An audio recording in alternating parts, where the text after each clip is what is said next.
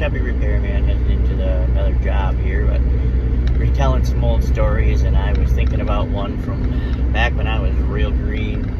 I was called out to do a repair on a wall oven in a mansion, right? In one of these just massive homes, and got to the home, and they had left the door open for me. So door's open, nobody's home, and so they go on in, make entry, go into the home. Beautiful home, massive home on a lake in Mecosta County. And I'm going about my repair, and I needed to use the bathroom, which is always easier when no one's home. You don't have to deal with the embarrassment of, hey, can I use your restroom? I know everybody has to do it, but there's such a strange embarrassment that comes with making. I don't know why.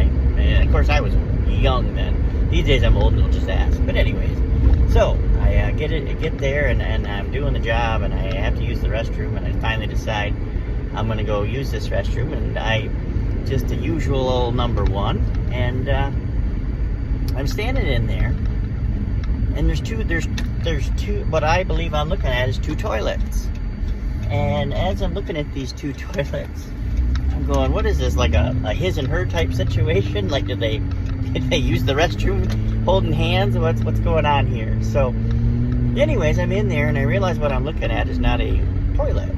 It's a bidet. And of course, I was young at this point. I was probably 20, 21 years old. I have never gotten much outside of Michigan, so we don't use, a bidet is not a common household appliance.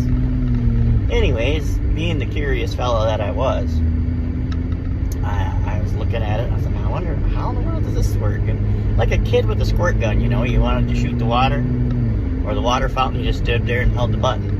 So I'm looking at this thing, and my foot's just moving of its own accord, of its own volition. It's decided it's going to go press this button. And so as I'm standing there in front of the toilet, my foot is moving to the bidet, and it just lightly puts pressure on the pedal. Well, they apparently had this bidet set to exfoliate. They were looking to maybe keep things nice and shiny, because this thing shot so hard it hit the ceiling. And so here I am standing in the bathroom, and the bathroom is looking like a rainforest. I've got water hanging from the ceiling, and of course, no one's home, but I can't leave that, because what happens when they come home and find water on the ceiling? It wouldn't take a scientist to figure out what took place there.